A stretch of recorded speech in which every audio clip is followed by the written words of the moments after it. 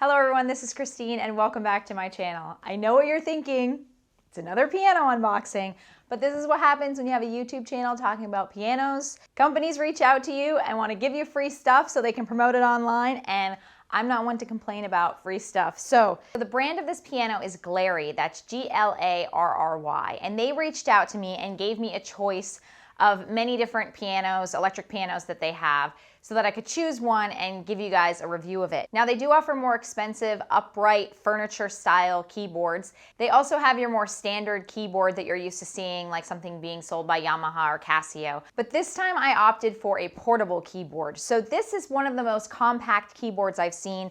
It's very light, doesn't take much for me to pick it up. It comes with a carrying case, and I wanted something that if I traveled around, I'd be able to use this, and it's not very expensive, it's under $200. So let's go ahead and unbox it, take a look at the features, and see how it sounds.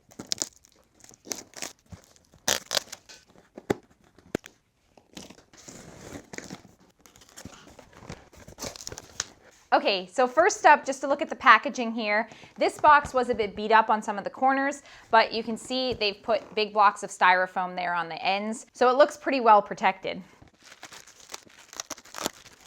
Nice big piece of bubble wrap here in the middle to protect the center. And here in this bag, we have this cord, which is a USB to what I think is a micro USB port. We'll see what that's for in a bit. There is a small plastic pedal with a 3mm jack on it. We have our USB to our plug into the wall, so I'm going to assume that other cord is potentially to plug the keyboard into the wall.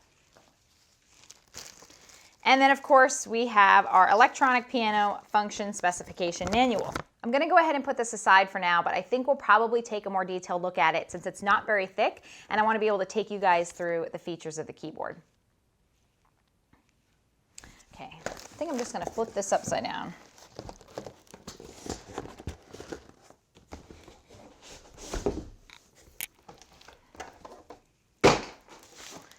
Brilliant. That made it I'm getting better at these unboxing things. It comes wrapped up in the carrying case. You see it has two nice handles for carrying here, and you can take them apart and strap them together if you want. There's also a longer single shoulder strap that you can loosen and carry it that way. On the other side here, let's turn this around, we have a pocket. So it looks like you could probably stick your pedal and your cord in here if you want to carry that with you. Now the case itself does have some minimal padding in it, so you have a little bit of protection for your keyboard in there. Let's go ahead and put this aside. You can see how light it is. I haven't weighed it, but it's pretty easy to carry with one hand. And here it is. You can see quite a small keyboard compared to a lot of those out there. They've kept it very close to the keys, but it's still very sturdy. This is not plastic. It is some kind of metal around the keys. There's a nice plastic covering. These are always so satisfying to peel off.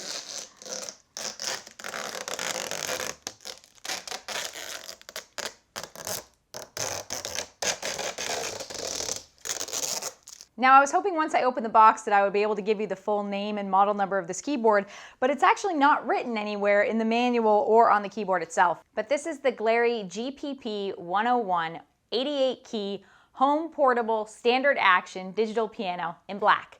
So it comes in black and in white. And of course, there is a link down in the description below to the website if you're interested in purchasing this. All right, let's see if we can get this plugged in so we can listen to how it sounds, and then we'll take a closer look at the features.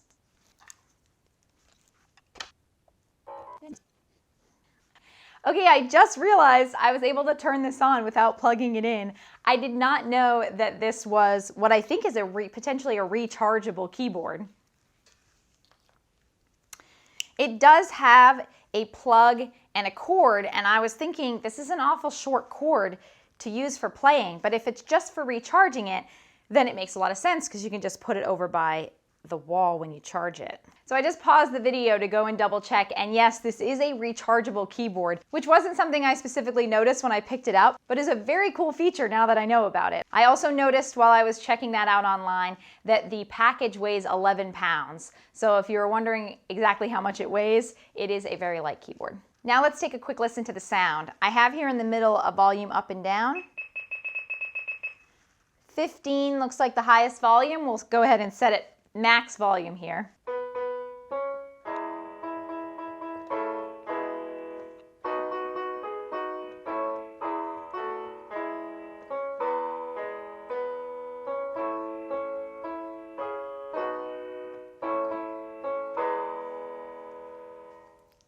Okay, so that gives you an idea of the sound. Obviously, because it's quite a compact and portable piano, the sound is a little bit tinny, I think. But unlike most electric pianos and keyboards, the headphone jack for this one is a standard 3mm jack. So you could plug any standard set of speakers or headphones into it and use it that way. I happen to get a new set of computer speakers for Christmas, so I'm gonna plug those in because I'm curious what it sounds like.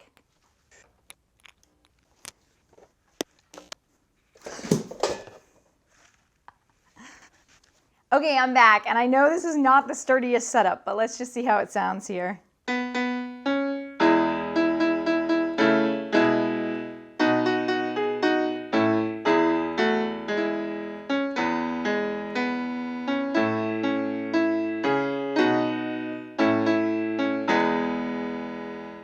Okay, you can tell it definitely sounds better with the speakers plugged in, so keep that in mind. But having the built-in speakers in a portable keyboard like this is still really useful, so you don't have to have speakers if you don't want. But if you're going to use it in a performance or something like that, I would definitely recommend a set of external speakers. Okay, let's get these out of the way. Now we talked about the sound. I also want to mention to you how it feels. So the keys are not designed fully weighted. They don't feel like a grand piano or an upright piano.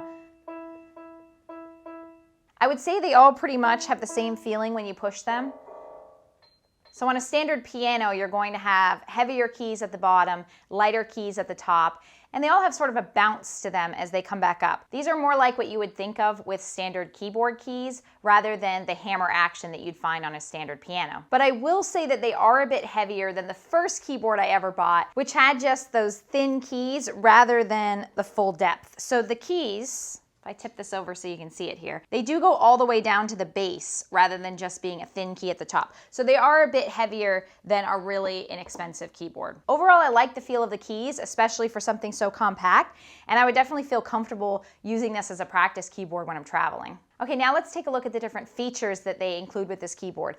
There are 20 buttons here on the top, so there's a lot to go through, so I'm just gonna dive right in. I am gonna go through the manual for this piece, but I also wanna mention, if you click on the link in the description below and go to the product page, you'll see all the product specs and features listed there as well. Okay, so first up we have the interface of the keyboard.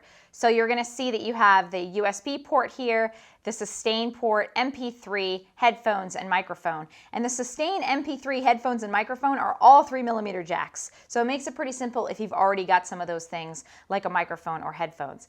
If you are used to using, I think it's a 6mm, the larger jack, which you'll find on other pianos and keyboards, you're gonna need an adapter to use those in this keyboard. Now on the top display here, we have a giant rubber power button. We have our digital display, which is just, you can see 3 numbers that they show here. And then you can see all the buttons that we're gonna take you through. It does tell you to charge this before you start using it, so don't do what I did and just turn it on. Go ahead and charge it up first. Now after the charging instructions, we start getting into the features here. The first one being the cord button. Now, I've been playing with this for a little while. It just goes, the little indicator tells you off, and it says SIN or SLN, which I assume means it's on. I've read through this, I've tried Googling it, and I'm not exactly sure what this is supposed to do.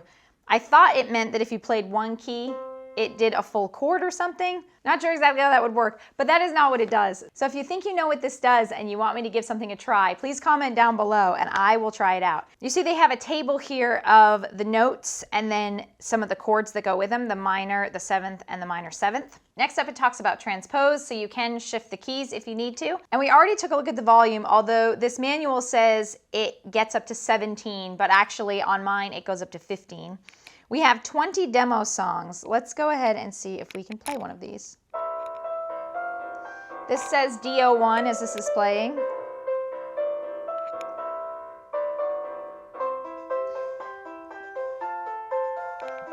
So it looks like you just cycle through them by pressing demo.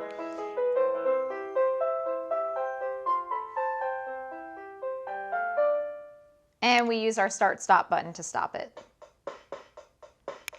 Press start again, it gives me a little beat. Well, I guess if you just press start, you get...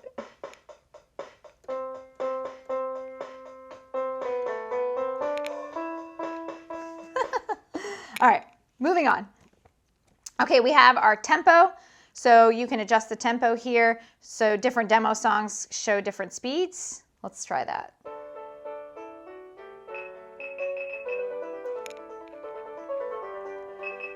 So the tempo goes up to 14 here.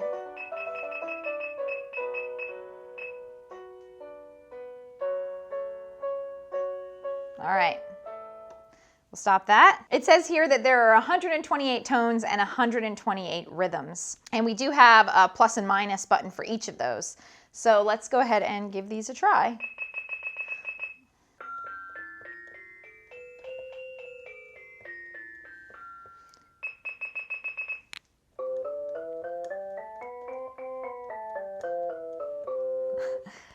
So that's just a couple of the different tones. And now we have some rhythms, which you can also speed up and slow down with the tempo. Next up, we have a drum kit. So there is a drum kit button.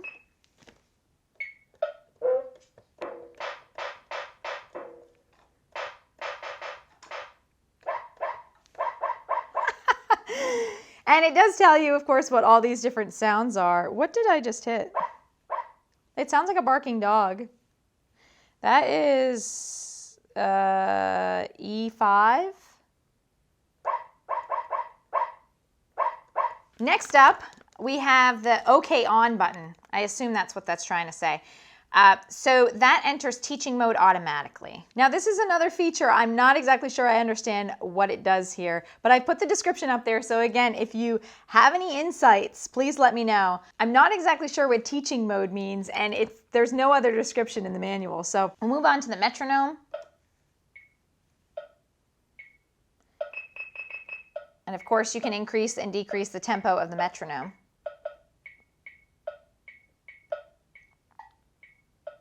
And there's different kinds of beats for it if you keep clicking the button.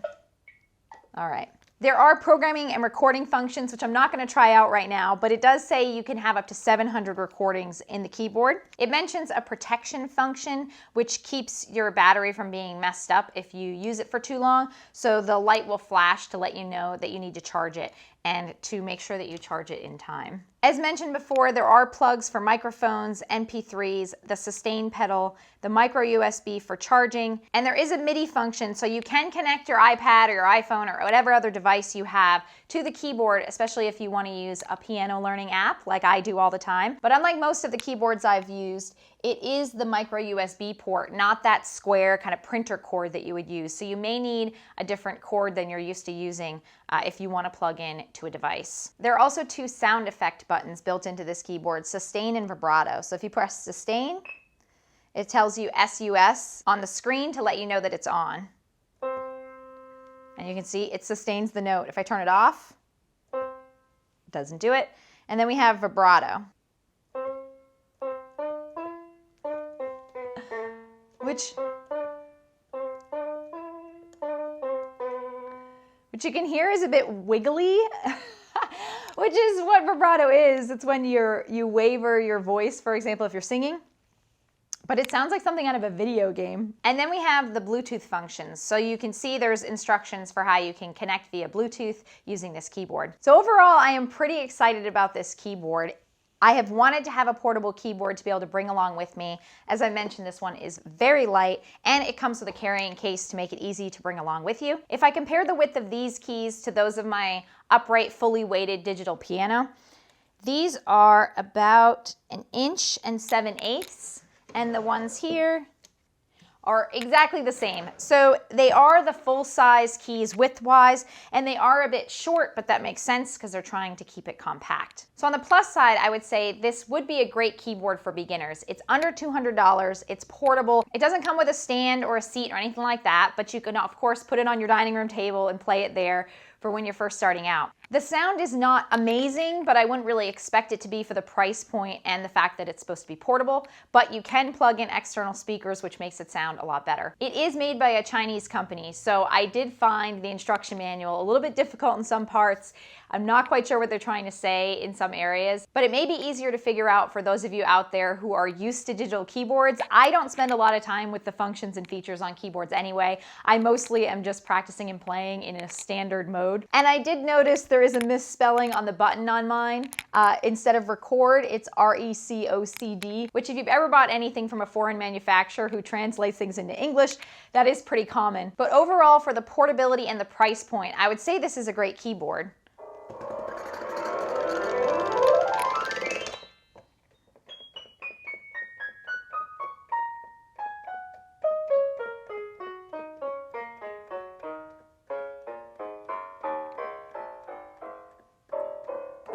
All the keys work without an issue. It is quite sturdy.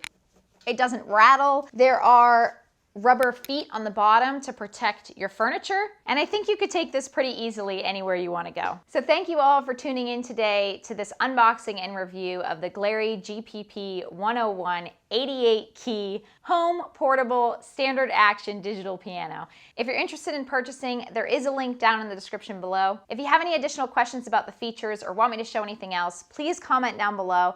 Also, if you understand what some of those features were that I mentioned I was confused on, I would love to hear about that so I can give those a try. In the meantime, if you enjoy my content, please consider subscribing to my channel and liking the video. Thanks again for watching, and we'll catch you next time. Bye.